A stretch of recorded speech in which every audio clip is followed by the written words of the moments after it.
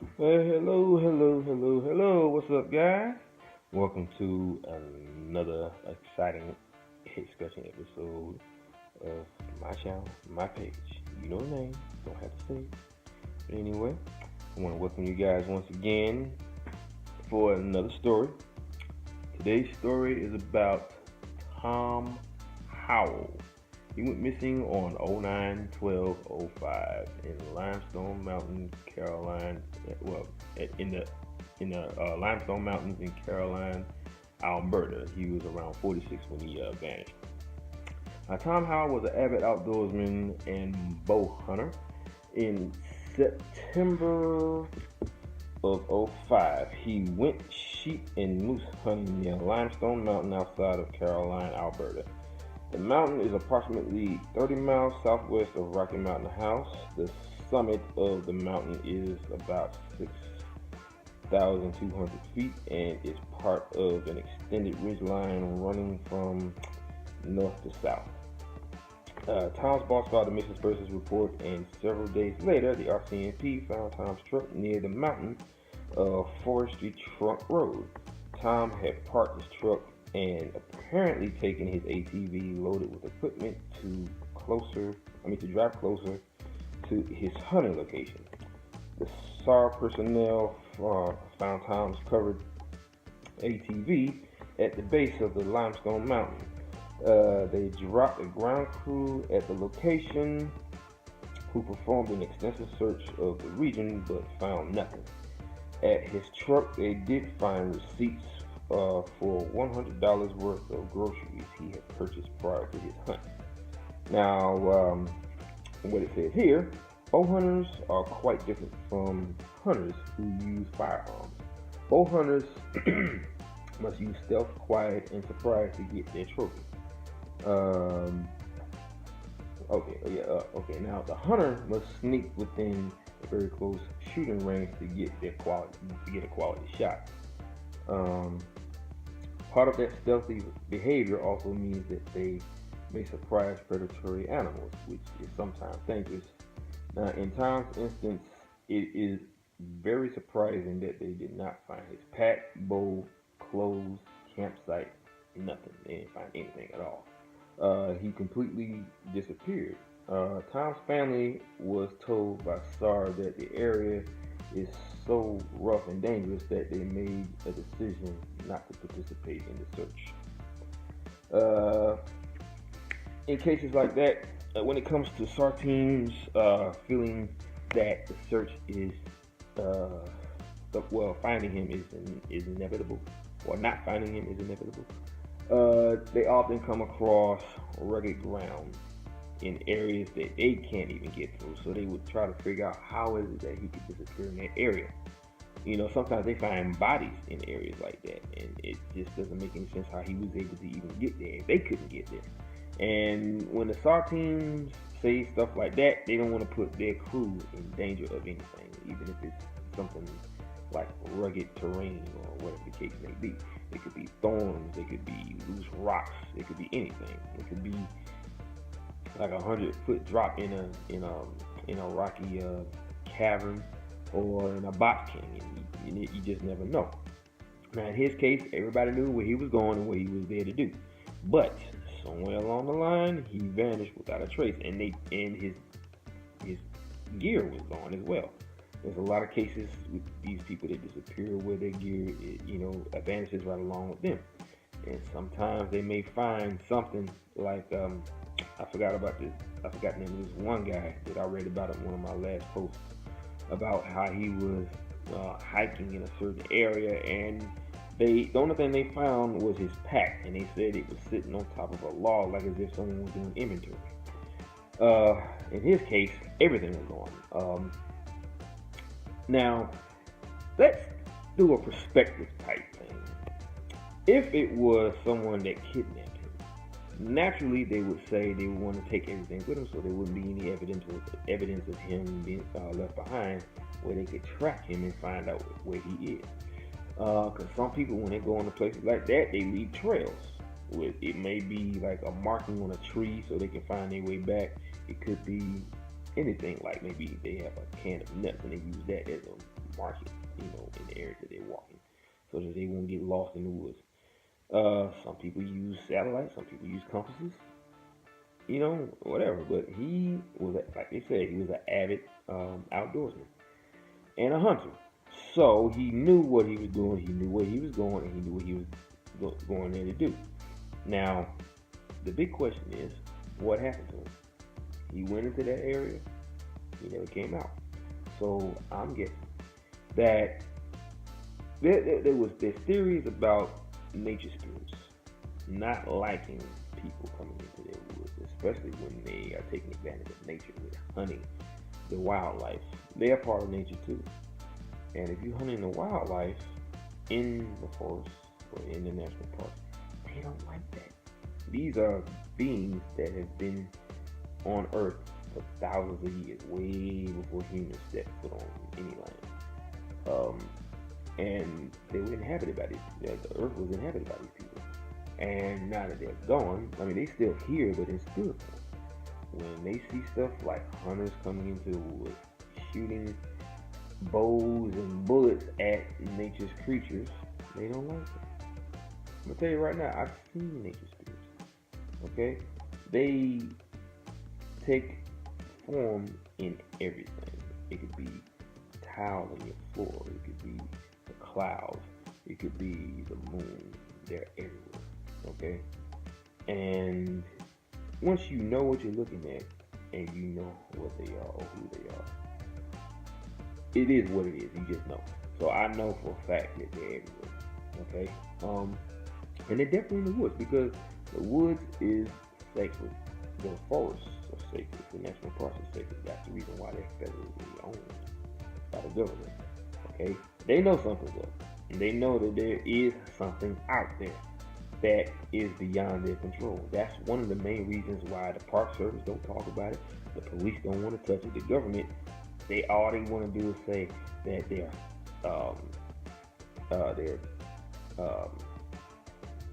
monitoring the case.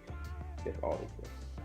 But trust me, the government doesn't know what's going on. If they are able to keep the real history of our own planet away from us and cloud our brains with a bunch of stuff dealing with the people on this planet, like George Washington and Bull Run, all kinds of stuff dealing with all the stuff we learned in history, all that stuff is irrelevant compared to what we should know about our own planet. Think about it. We've been living here all our lives, and the only thing we know about is the caveman, dinosaurs, George Washington, and all the stuff that humans have done over the years. There's not one lick of information in our history books about the Earth itself. As far as geology, yes, but stuff dealing with things that we know about now, as far as what we hear on Ancient Aliens or any other show that wants to get into the metaphysical part of the history of our planet. Why is it that we don't know about that? Why is it that they spend a lot of time talking about creatures who are burning our brains as myths and fairy tales? You will be surprised how much of the fairy tales are actually true facts. You will be surprised about how many of the folklores are true facts. And these mythical creatures like Pan, the werewolf, Satyr, which is a Sagittarius, horse with a human body, human of a torso. Just everything that you may think of as myth or folklore or legends, urban legends, anything that you probably heard about but never seen, trust me, they are real. It's like I mentioned in one of my last posts about this farmer who was in his shed working on some tools, and he saw a wolf dart across his yard, and there was this upright, beastly looking hairy animal walking on his running on his hind legs, chasing after that wolf, looking for some food or trying to catch his food. Okay, when people see stuff like this and you hear about it on a documentary, that doesn't mean that it's not real. Okay, I watched shows like Mountain Monsters, all kinds of stuff. I don't even like that show because when you look at it, you can tell that it's Because like every time they go out into the woods hunting for some crazy looking animal like the goat, like a were-goat or whatever. It's like this big old hairy looking thing with a goat face and horns, and curled horns, but he's walking on hind legs. Okay, and then they got the Jersey Devil. They only show you bits and pieces. Like you'll see the shoulder of a hairy shoulder of Bigfoot, or you'll see something off in the distance, and they'll shoot away from it real quick to make it look like they're running. Okay, and then I found out one of the guys on this documentary, Buck, the rookie of the team, he's an actor. I looked him up, and he's an actor. He actually starred in a couple of movies that I have seen in the past when I was a teenager. Okay, they listed a movie that he was in a long time ago, and I remember the movie as far as the name.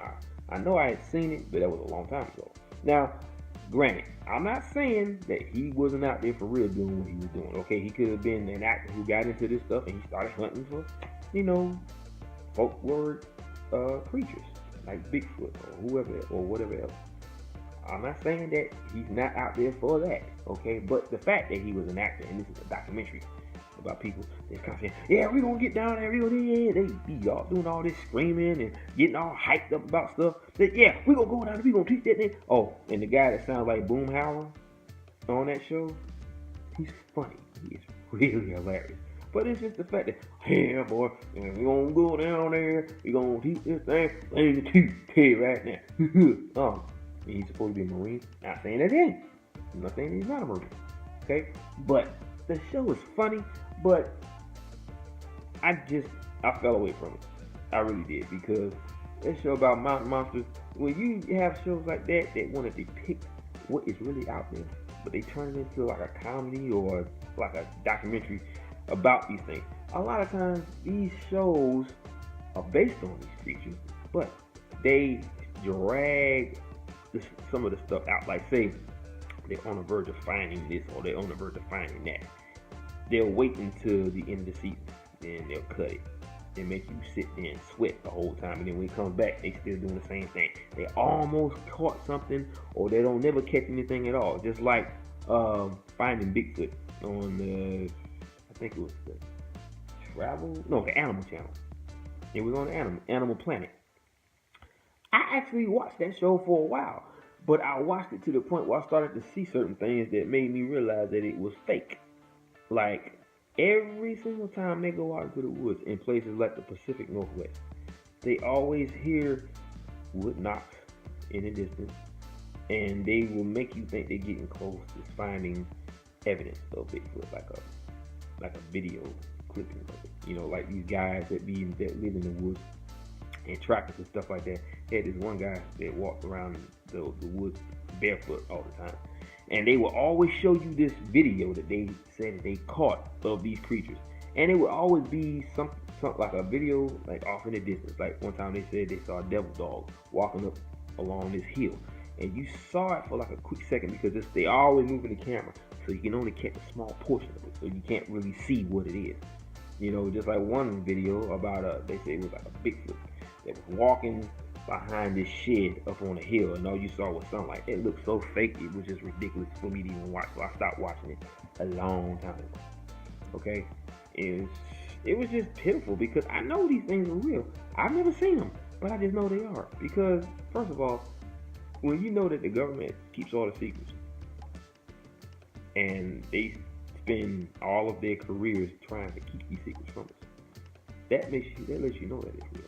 When they feel like they think that the only way they're gonna know that UFOs and aliens are real, that the only way they will know is if they open up their mouth and say that they're real. We don't need them to know that they're real. But anyway, I'm getting off track here talking about other stuff. I'm supposed to be talking about this man here.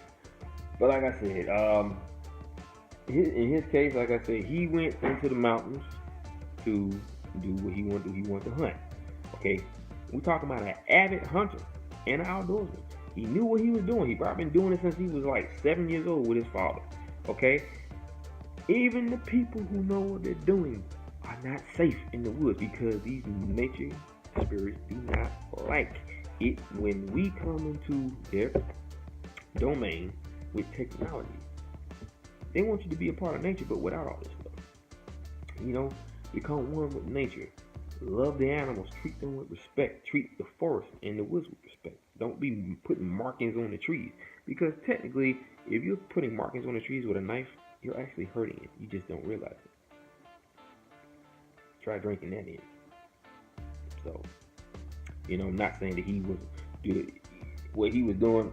I don't agree with hunting personally. That's my personal opinion. I really don't. I've seen a lot of crazy things, like in certain parts of the country, they throw animals off the balconies and they hit the ground, and it's just terrifying. I saw this like when I was a teenager on TV. Like the bull running thing, where they release the bulls throughout the town, and I think in Cuba or Barcelona, and they run through the streets trying to get away from bulls, and sometimes the bulls catch them with their horns and stab them to death. It's ridiculous. I mean, the things that some people do with animals is just terrible. Now, like I said, it's a sport. All right, I'm not knocking a hunter. I'm not. I really not. Because maybe some of you may be hunters. I don't know that. Okay, but at the same time, it's my personal opinion. I'm not saying that it's wrong. I'm not saying that it's right. I just don't agree with it. But at the same time, he did what he loved. He loved to hunt.